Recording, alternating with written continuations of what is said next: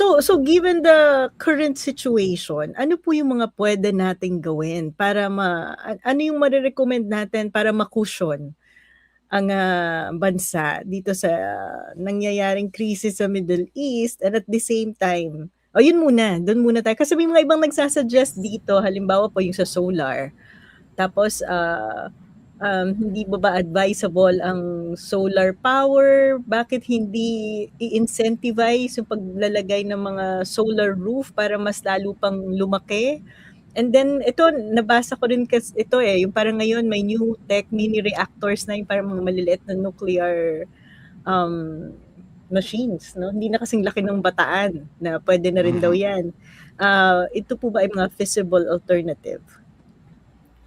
Yung buti po na may nagtanong na nung anong pwede nating gawin. Kasi ang dami natin din, tayo mismo as consumers, ang dami na nating pwedeng gawin. Tawag ko nga dito sa this time that we are living in is an era of convergence. Nagpang-abot yung framework ng batas that allows consumers to do more. Dati kasi hindi eh.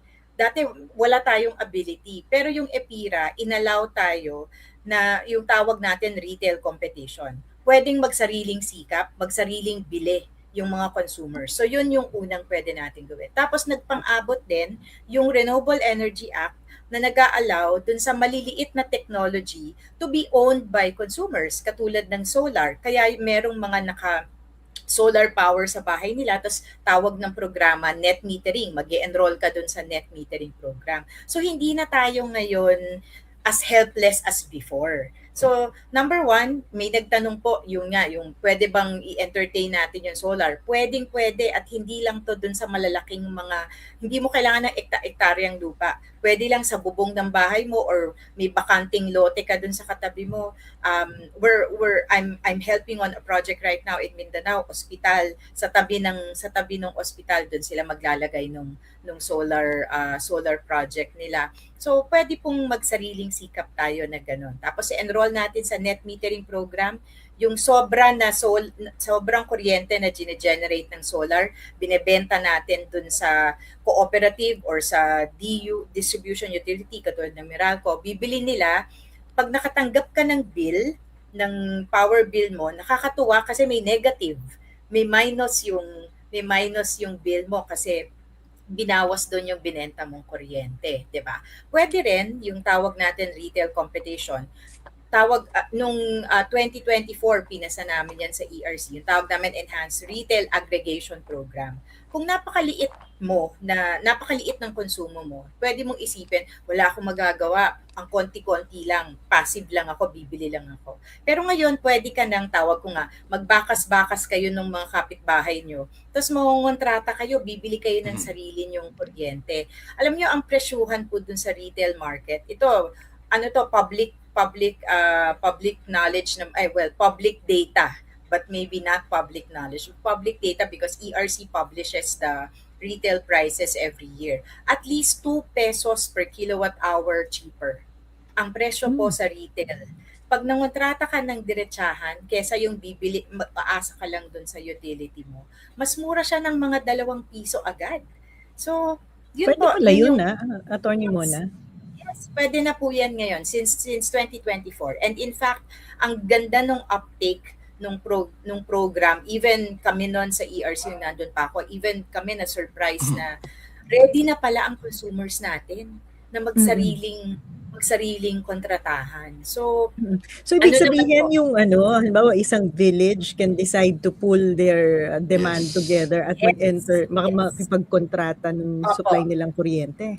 Tapos makikita nyo, ang maganda dito, makakapag-shopping talaga kayo depende sa presyo. Kasi yung ERC data that they publish, sayang pala dapat, I'll share na lang sa'yo, Prof. Shelo, yung link para ma-share din natin dun sa iba.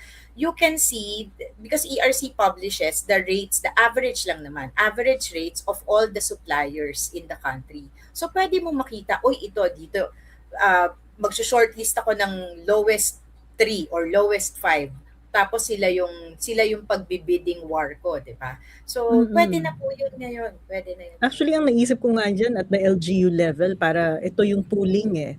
Ipo-pool mo yun sa Yes. LGU para may bargaining power ka given yung demand ng LGU, and then your LGU can bargain kung ano yung magiging presyo ng Mhm. kuryente sa LGU niyo, Correct. 'di ba? Opo. Yes, Ah, yes. Sige, Sir Yes, Bert. Sir a little Bert. bit of yes. So alam niyo po, napakaganda dahil binaba na rin yung threshold to 50 kilowatts, no? Nung JEOP. One, 100, yes, JOP, yes, yes. 100 to 50 kilowatts. So ang daming options na. I think na kung maybe upper middle household consuming electricity from say Meralco, napaka-competitive ng solar rooftop. Nung ako po 2 years ago, I looked at my solar rooftop option. Ang naging calculated cost ko is 7 pesos per kilowatt hour for my solar rooftop at home. Now, yung Meralco, generation cost pa lang, generation rate pa lang, dadagdag pa yung mga ibang cost, generation cost is roughly a little bit more than 50% of your total bill. Is Malaki 750 yun. na. 750 na ang Meralco generation rate. Ibig sabihin, kung mag-solar ako sa bahay ko, mas mura na yun, output nun, kesa sa generation rate sa binibili ng Meralco. Mm. So, ganun na po ang competitive advantage say ng mga solar home rooftop systems ngayon.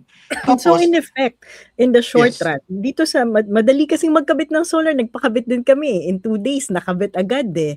yes. So given this Middle East crisis, at kung ma-appreciate ng upper middle class, yung value ng pagkakaroon ng sariling solar panel sa kanilang bahay at meron silang disposable income, ito na po yung tamang panahon para gawin natin yan dahil hindi lang yung mapapababa yung cost nyo sa bahay nyo, magiging mas malinis pa 'to, makakatulong pa kayo lalo na kung may excess capacity yung ilalagay Yes, niyo yes. dahil makakapagbenta kayo sa grid, 'di Oo. ba? At saka Prof. Shelo, maybe I should mention also, dati limited lang sa middle and upper middle income households yung accessibility ng solar.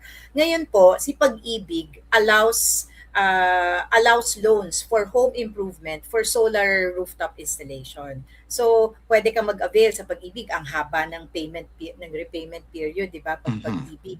Tapos pangalawa po, ang dami na ding solar installers that provide deferred payment facility from 5 to parang lease to own. 5 to 10 year program yung kanilang repayment. So parang yung nasi-save mo, doon mo binabayad doon sa nag-install ng solar. So, mas ano pa, ito yung ano, Prof. Dan, yung tanong mo kanina ng secure ba tayo? Mas secure ka kasi hindi mo kinukuha sa iba yung kuryente mo, 'di ba? Ikaw yung nagge-generate, ikaw nagpo-produce. In fact, nagbebenta ka nga sa iba pag may excess ka. So, this is one way also of promoting energy security at the consumer at the grassroots level. If I may, no, gusto ko lang sabihin na kung yung pong LGU may concern about power cost, hindi niya po masosolve yan by itself. Unless ang concern niya is, I will improve the LGU's power cost, yung mga building niya, etc. Kailangan the LGU should work with the distribution utility that is supplying electricity to the jurisdiction of the LGU or yung politician. Ang bumibili po ng kuryente for that population is the distribution utility. At titingnan po natin, yung bang mga distribution utility hindi na kailangan ng tulong to better come up with their procurement? Ang sagot ko po dyan, pwede po natin silang tulungan. Kasi nga, yung mga sinabi kanina ni Attorney Mona, yung mga provisions na yan, some of them dapat ibahin na. Yung automatic pass-through and so on. Yung napakalaking capacity na binibili above yung kanilang own baseload requirement. Meron pa pong tinatawag na minimum energy offtake. At ibig sabihin yan, whether kinonsumo mo o hindi, kung nandun yan sa kontrata, babayaran mo yan. Nagtipid ka na, ganun pa rin ang bayad mo kasi may minimum energy offtake. I'm not saying these provisions are bad. What I'm saying is dapat tingnan natin na whatever provisions payagan mo sa kontrata mo, dapat inaral mo at you are sure na pag may minimum energy offtake, talagang makukonsumo mo yun. Kung hindi, babayaran mo yun. Nung araw, ang tawag dyan, take or pay. Ngayon, minimum energy offtake. Iniiba lang pero same. Parehas, Hindi mo kinonsumo, babayaran mo. Yeah. Dahil pumayag ka sa kontrata. So, Sir Bert, may nagtatanong dito kung nasaan daw yung mga lease to own na solar.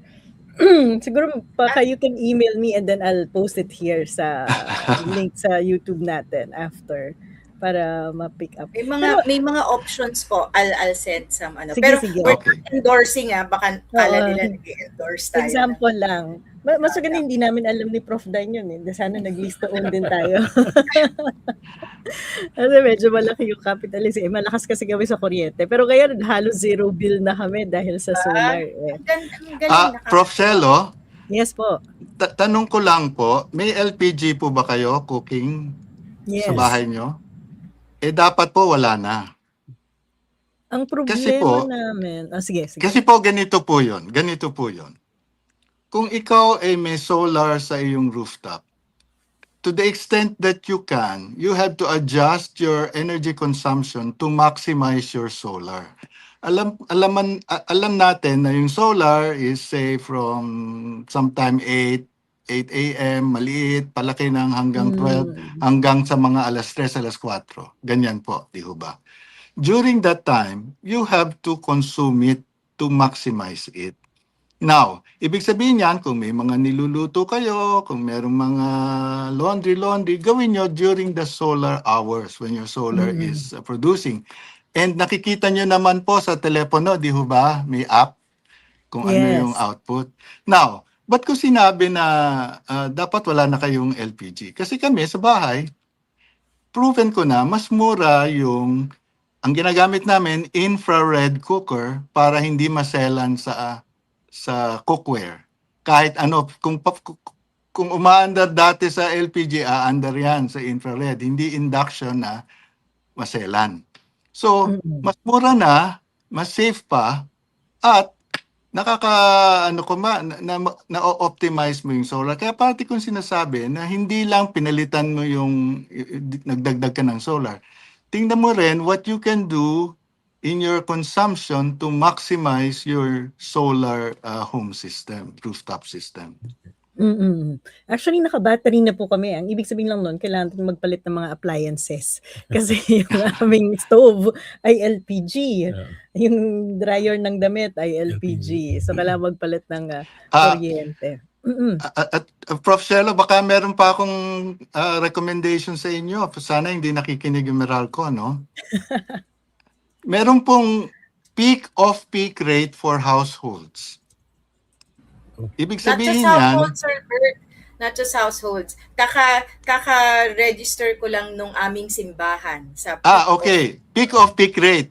Opo. program. Ibig sabihin po niyan, iba yung rate during the peak of the grid, which includes solar hours. At iba yung rate during the off-peak, which is like early in the morning. So, ibig sabihin po niyan, kung may battery kayo, i-charge nyo po sa early in the morning, mura, kung may peak off-peak rate kayo. Those little things na I think will maximize yung solar investment, no?